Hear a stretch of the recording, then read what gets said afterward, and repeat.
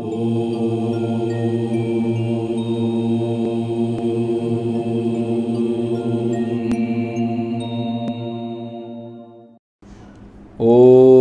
પરબ્રહ્મણે નમઃ.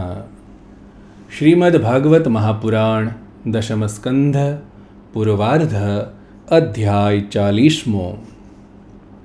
અક્રૂરજી બોલ્યા, હે પ્રભુ, આપ પ્રકૃતિ આદિ સમસ્ત કારણોના પરમ કારણ છો. આપ જ અવિનાશી પુરુષોત્તમ નારાયણ છો તથા આપના જ નાભિકમળથી તે બ્રહ્માજીનો આવિર્ભાવ થયો છે, જેમણે આ ચરાચર જગતની રચના કરી છે. હું આપના ચરણોમાં નમસ્કાર કરું છું. પૃથ્વી, જળ, અગ્નિ, વાયુ, આકાશ, અહંકાર, મહતત્વ, પ્રકૃતિ, પુરુષ, મન, ઇન્દ્રિયો, બધી જ ઇન્દ્રિયોના વિષયો અને તેમના અધિષ્ઠાતા દેવતાઓ, આ બધું ચરાચર જગત તથા તેના કારણો આપના જ અંગમાંથી જન્મ્યા છે. પ્રકૃતિ અને પ્રકૃતિથી ઉત્પન્ન થનારા સમસ્ત પદાર્થો ઇદમ વૃત્તિ દ્વારા ગ્રહણ કરવામાં આવે છે. તેથી એ બધા અનાત્મ છે. અનાત્મ હોવાથી તે જડ છે અને તેથી આપનું સ્વરૂપ જાણી શકતા નથી, કેમ કે આપ તો સ્વયં આત્મા જ છો. બ્રહ્માજી આમ તો આપનું જ સ્વરૂપ છે, પરંતુ તેઓ રજોગુણથી યુક્ત છે. તેથી તેઓ પણ આપની પ્રકૃતિને અને આપના ગુણાતીત સ્વરૂપને જાણતા નથી.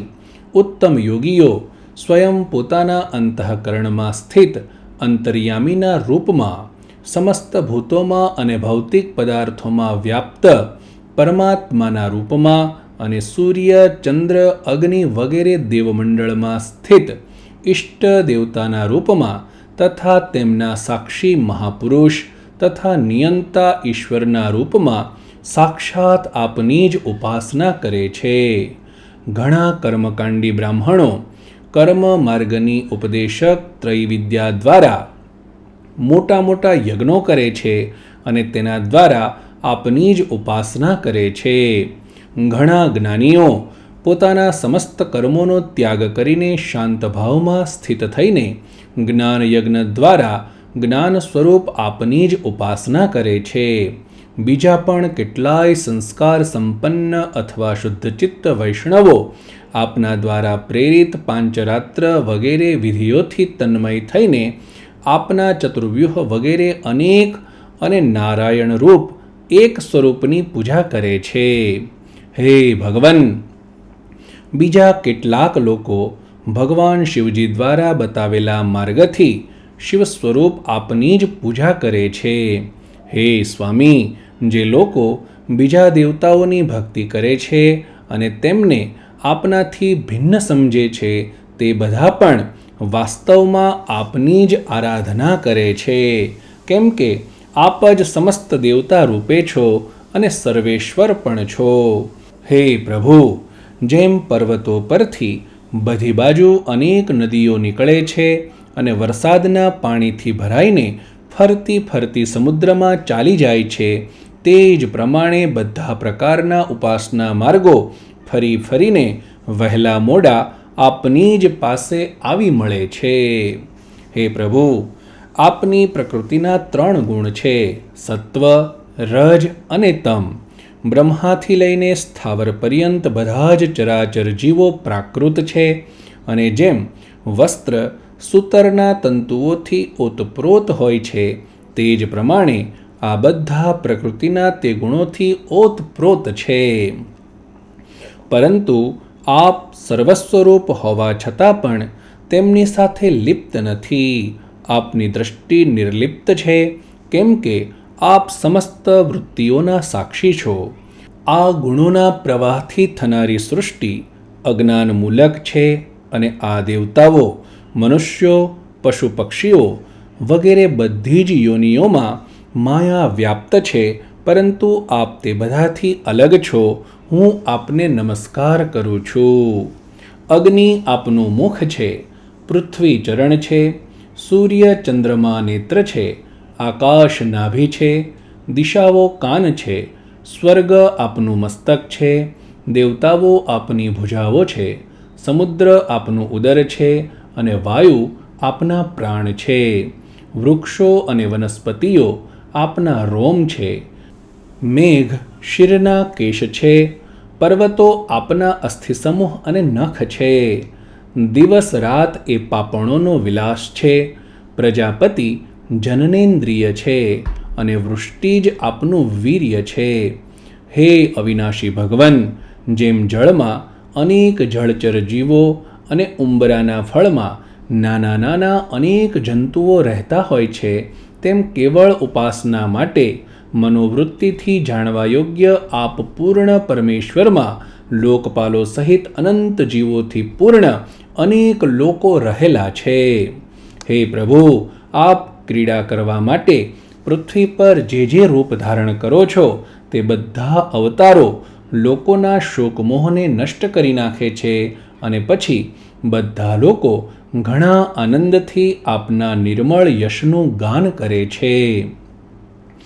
હે પ્રભુ, આપે વેદો, ઋષિઓ, ઔષધિઓ અને સત્યવ્રત વગેરેની રક્ષા અને પ્રસાર માટે મત્સ્ય રૂપ ધારણ કર્યું હતું અને પ્રલયના સમુદ્રમાં સ્વચ્છંદ વિહાર કર્યો હતો.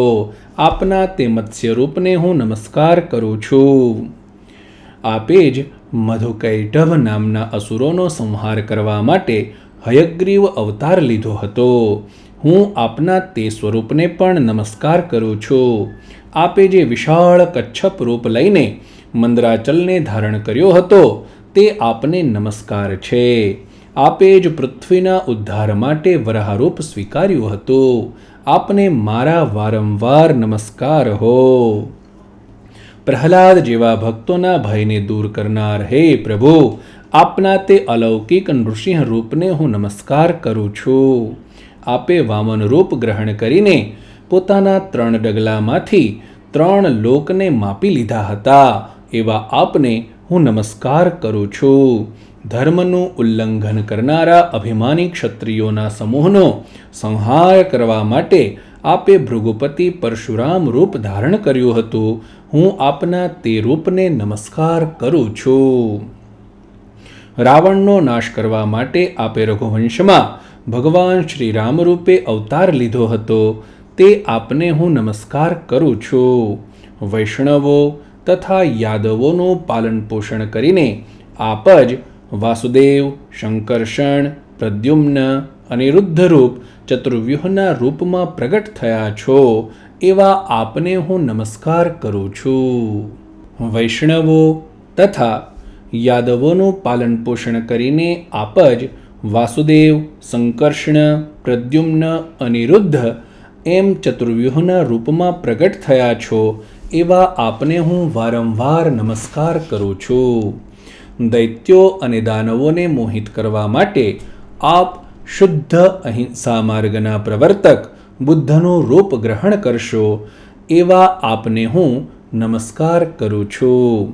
પૃથ્વીના ક્ષત્રિયો જ્યારે મ્લેચ્છો જેવા થઈ જશે ત્યારે તેમનો વિનાશ કરવા માટે આપ જ કલ્કી રૂપે અવતાર લેશો, એવા આપને હું નમસ્કાર કરું છું.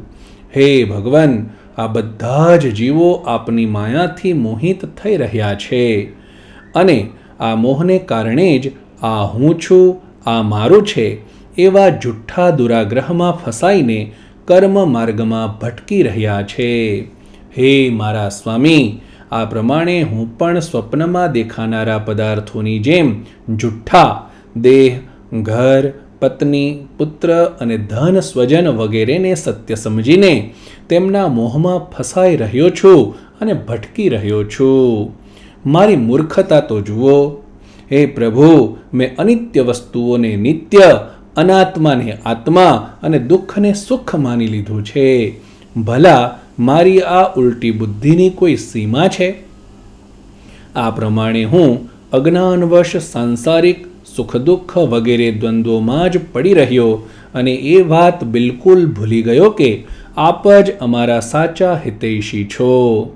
જેમ કોઈ અજાણ્યો મનુષ્ય જળ માટે તળાવ પર જાય અને તેને તે જળથી જ ઉત્પન્ન થયેલ શેવાળ વગેરેથી ઢંકાયેલા જળને આ જળ નથી એવું માનીને પાછો જાય, અથવા દૂર દેખાતા ઝાંઝવાના જળની પાછળ દોડે, તે જ રીતે હું, આપ જે પોતાની માયાથી છુપાયેલા હોવાથી આપને છોડીને વિષયોમાં સુખની આશાએ ભટકી રહ્યો છું.